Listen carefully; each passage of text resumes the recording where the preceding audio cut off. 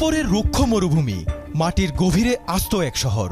তার বুক চিরে বহু দূর চলে গেছে একটা রাস্তা। সুড়ঙ্গপথের দুই পাশেই থরে থরে সাজানো আছে ভয়ঙ্কর সব ক্ষেপণাস্ত্র আর ড্রোন। একটি দুটি নয়, ইরান জুড়ে এমন অসংখ্য গোপন ঘাঁটি রয়েছে।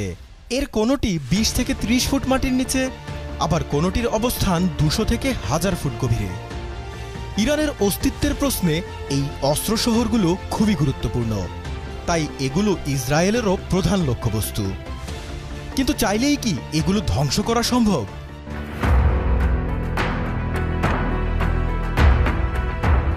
ইরান তার পারমাণবিক স্থাপনা ও অস্ত্রভাণ্ডারের সুরক্ষায় দেশের বিভিন্ন স্থানে ভূগর্ভস্থ ঘাঁটি ও বাংকার নির্মাণ করেছে।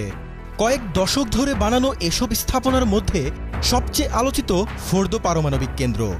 তেহরানের দক্ষিণ পশ্চিমে কোম শহরের অদূরে পাহাড়ের প্রায় ২৬০ থেকে ৩০০ ফুট গভীরে এর অবস্থান। দীর্ঘ সময় ধরে এই পর্বতের রুক্ষ মাটি ও পাথরের নিচে উন্নত সেন্ট্রিফিউজ আর ইউরেনিয়াম মজুত করেছে ইরান, যা দিয়ে পরমাণু বোমা তৈরি করা সম্ভব। স্থাপনাটি ইরানের পারমাণবিক শক্তি সংস্থা AEOI পরিচালনা করে এবং এর পুরো সুরক্ষায় থাকে রেভলিউশনারি গার্ড IRGC। ইসরায়েল এটিকে পুরোপুরি ধ্বংস করতে চায়। ইরানের সবচেয়ে গুরুত্বপূর্ণ ও প্রধান ইউরেনিয়াম সমৃদ্ধকরণ কেন্দ্রটি ইস্পাহান প্রদেশের কেন্দ্রে ২০০ ফুট মাটির নিচে। নাতানজ পারমাণবিক কমপ্লেক্সটি ২০০৭ সালের ফেব্রুয়ারিতে চালু হয়। স্থাপনাটির একটি অংশ ওপেন এয়ার বা উন্মুক্ত গবেষণা ও উন্নয়ন কেন্দ্র, অপরটি ভূগর্ভে অত্যন্ত গোপনীয় আর সুরক্ষিত ইউরেনিয়াম সমৃদ্ধকরণ ইউনিট।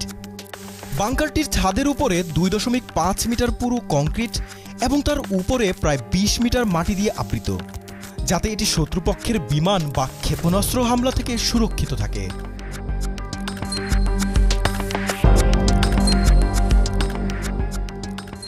ইরান জুড়ে এমন অগুন্তি স্থাপনা রয়েছে। সাম্প্রতিক হামলায় কিছু বাংকারের উপরের স্থাপনায় আঘাত হানার দাবি করেছে ইসরায়েল, কিন্তু ভূগর্ভস্থ ইরানের সামরিক স্থাপনাগুলো ধ্বংসের সক্ষমতা নেই তাদের। ইসরায়েলের হাতে যেসব বাংকার বাস্টার বোমা আছে তা অতটা গভীরে পৌঁছাতে পারে না। ইরানের আন্ডারগ্রাউন্ড টানেল ও সুরক্ষিত স্থাপনা ধ্বংস করতে প্রয়োজন বিশেষ ধরনের একটা বোমা, আর সেটা জায়গা মতো ফেলতে লাগবে বিশেষ এক বোমারু বিমান, যার কোনোটাই ইসরায়েলি সামরিক বাহিনীর হাতে নেই।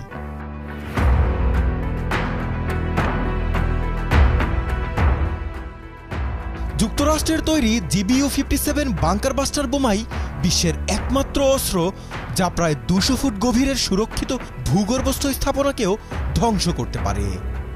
১৩,৬০০ পাউন্ডের বোমাটি এমনভাবে তৈরি যাতে এটি লক্ষ্যবস্তুতে আঘাত হানার আগে মাটি, কংক্রিট বা শিলা ভেদ করে গভীরে প্রবেশ করে এবং নির্ধারিত গভীরতায় পৌঁছে তবেই বিস্ফোরণ ঘটায়।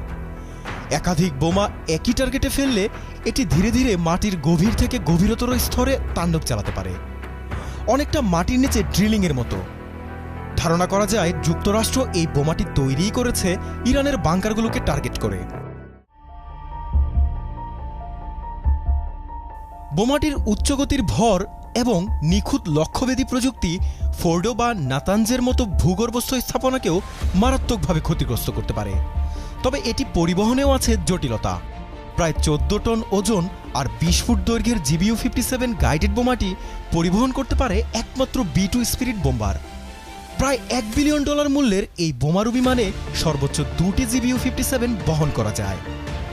বিমানটি কোনো রিফুয়েলিং ছাড়াই ৭,০০০ মাইল পর্যন্ত উঠতে পারে। B-2 স্পিরিট বোম্বার বিমান শুধু যুক্তরাষ্ট্রের কাছেই আছে, তাই মার্কিন হস্তক্ষেপ ছাড়া ইরানের পারমাণবিক স্থাপনা ধ্বংস করা ইসরায়েলের জন্য প্রায় অসম্ভব।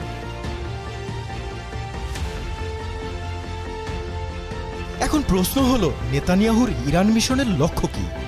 প্রাথমিক লক্ষ্য যদি তেহরানের পারমাণবিক সক্ষমতা ধ্বংস হয়, সেটার জন্য একটাই পথ, যুক্তরাষ্ট্রকে সরাসরি মাঠে নামতে হবে। আর যদি ইরানের শাসন বদলে পশ্চিমাদের তাবেদার সরকার গঠন হয় দীর্ঘমেয়াদী লক্ষ্য, তাহলে তো স্থল অভিযানেও নামতে হতে পারে। সাথে নিয়ে আসতে হবে পার্টনার ইন ক্রাইম ন্যাটো বাহিনীকেও। কিন্তু ইউরোপ কি ট্রাম্পের ডাকে এখন সাড়া দেবে?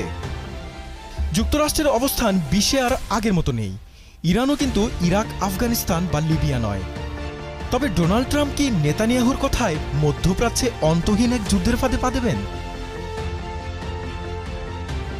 জাকারিয়া হোসাইন, যমুনা নিউজ।